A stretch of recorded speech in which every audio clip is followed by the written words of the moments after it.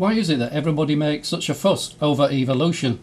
On the one hand, we have the religious who go from complete denial to making up all sorts of philosophical contortions in order to somehow accommodate it in their particular belief system. And on the other hand, we have the non-religious, the atheists and the non-anything, using it as the main reason for not believing, well, anything. It's as if the wheel has been reinvented as a square and everybody wants one on everything that moves. I have a feeling that if you are even the slightest bit religious, you would have to admit that you can't explain evolution or give a short definition. And if you are not in the least religious, you will probably wonder what all the fuss was about, because it explains itself. Look around you at how humans have evolved over the last 30,000 years, from the Stone Age caveman to the present day urban living computer-bound financial wizards earning $1,000 a day. That's social evolution, as well as biological. But explaining what it is only a fraction of the problem. The real problem lies in how evolution is used or misused by everyone to create a war of words. So the point of this video is to show how both sides have lost the plot and lost sight of what is really going on. There are now over 7 billion people on this planet, and living space is severely limited. Creatures living in the wild, or organisms unaffected by humans, are becoming increasingly rare, as natural habitat is destroyed on a daily basis. I think there will come a time in the not too distant future when the only animals that we will know will be in zoos. True evolution will then become a relic of history, and be confined to how an animal can best survive by pacing up and down in a concrete prison without going crazy. Perhaps sooner than we expect, the wolf will be living with the lamb, but not quite how the prophet Isaiah meant. But here is a definition to start us off. The change in the genetic composition of an organism over successive generations. In other words, all living creatures change over time. If an organism doesn't adapt to its surroundings, it will die, and will not pass on what it's learnt in its genetic makeup to the next generation. But why is a scientific discovery considered by so many to be an enemy? Apparently because it gives a death blow to the basic belief system of the world's three main religions, Christianity, Judaism and Islam, where everything has been created by some form of supernatural being in a very short space of time. In a word, creation and evolution don't mix. Even if you opt for the obvious solution of God creating evolution, as it's the logical conclusion of God creating everything, this has the basic problem of who created God. We then have the irony of "it's turtles all the way down." If you're not familiar with this expression, then take some time to look it up. Perhaps we are just looking at things in the wrong way. Try putting on spiritual spectacles instead of biological, scientific or religious ones. Everyone would agree, for example, that evolution is an extremely complex system which can look after itself once it's started. If we just stop there for a moment and apply that description to whatever kind of God you believe in, you will discover something strange. It describes God as well. Well, at least a possible Christian Judeo God anyway. Why is that? Is this just a coincidence, or does it actually mean something? We also don't know where God came from, in the same way as we don't know where life came from. If you don't believe this last statement, look up the word on the screen and do some research of your own. So not only do we not know how life started, and probably never will, but we don't know why it should produce conscious, self-aware beings. I very nearly said intelligent, self-aware beings, but how can that be when we are destroying our one and only Garden of Eden? Meanwhile, we are looking down microscopes at our own DNA, looking through telescopes at where we should go and live next, and ignoring what's going on around us. Intelligent? Probably not. So let's start with just one thing that we can be sure of. Evolution runs itself. We can be sure of this on two counts. One is science, and the other, unbelievably, is the Bible. Yes, at the end of this video I promise to show you chapter and verse where it says, possibly, that God started it all and left it to run itself. The Bible? What's the Bible got to do with anything, never mind evolution? Well, wait and see. Almost every time evolution is mentioned, barriers go up and everyone becomes defensive. Evolution is accepted as proven beyond all possible doubt, and is considered the adversary which has already won, before the battle even starts. But my question is, should there be a battle in the first place? And my second question is, haven't both sides of the argument lost sight of what is really happening? That one is probably hiding the other.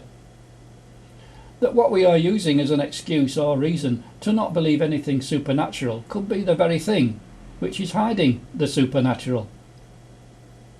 Is this another case of not seeing the wood for the trees? Anyone who has listened to the other videos on this channel will already know my theory about no evidence, and how it has been replaced by a clue here and a clue there.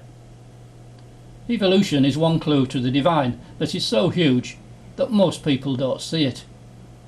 They are standing on the pavement, looking in at the shop window, and they cannot see that towering above them, and the tiny shop, is the multi-storey skyscraper, of which the shop is only a part. So let's just look at 5 descriptions or definitions of evolution and work it to a logical conclusion. It probably started itself, but we will never know. We cannot go back 13 billion years. It runs itself. It is autonomous. We can be sure of that. It is hugely complex, and every part of that complexity matters, from microscopic cells of DNA up to the macroscopic environment, Earth and solar system. It cannot be seen to be working unless you live long enough and stay in the same place, say, a couple of million years. Well, actually you can, by taking some lizards or birds from one island to another and watching how they adapt over, say, 30 to 40 years. But my point still stands. And finally, it has its own complex microbiological system which ensures that organisms adapt to the changing environment and ensures that the organism does not become extinct. Well, in most cases anyway. So far so good, but why do these descriptions sound vaguely familiar? Perhaps because what started as an innocent description of the evolution of life has become a description of something else. I mean, correct me if I'm wrong, but don't all these describe the very thing which we hope it will get rid of? Read them all again and apply them to God. God probably started himself, has been here all the time, but we will never know. We cannot go back that far. He runs himself and has no need of any outside interference. He or it is probably hugely complex and exists in all things, from the microscopic to the macroscopic. The Bible descriptions don't get anywhere near. He or it cannot be seen to exist or to be working. Even if you lived a few million years, you will probably still miss it. I mean, what are the 3.5 years in the life of Jesus supposed to mean, when he had several billion at his disposal? He or it has its own complex built-in system, which ensures that it adapts to the changing environment and ensures that it doesn't become extinct. Well, we hope so. Now let's see all that put together. This could easily have been manufactured to suit my own theory, and I can willingly accept that as a valid criticism. But I don't think so. There are too many coincidences. The biggest coincidence of all isn't even on this screen. It follows the pattern which I have tried to emphasise in all these videos, that virtually everything hides something else. Once you have found a pattern, you are no longer expressing a viewpoint. You are producing evidence. William of Ockham was an English friar, philosopher and theologian, living in the 13th and 14th centuries. He devised a principle that among competing theories that predict equally well, the one with the fewest assumptions should be selected. This is now known as Occam's razor. So what is the simplest solution here? I'm sure you can work that one out yourself. Now the Bible verse I promised. In Mark chapter 12 we have the parable of the landlord, where the landlord is God, the vineyard is the earth, and the farmers are us. A landlord planted a vineyard. He put a wall around it, dug a pit for the winepress, and built a watchtower. Then he rented a vineyard to some farmers and went away on a journey. These are just the first 3 sentences, by the way. There's a lot more. Now ask yourself what the watchtower is, and why did he go away on a journey after building it all? As far as I'm aware, he's still away. And as if that wasn't enough, there's another in Genesis. The creation has just finished.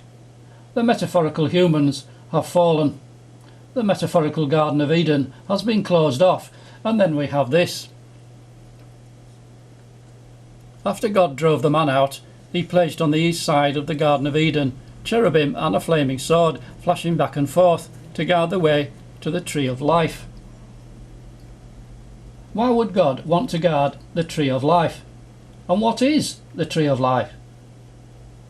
Well, there are as many opinions as there are people, but if you are guarding something with angels and flaming swords, it must be pretty important. The evolution of life is important, to say the least, and notice the coincidence with the vineyard. The landlord put a guard on that as well.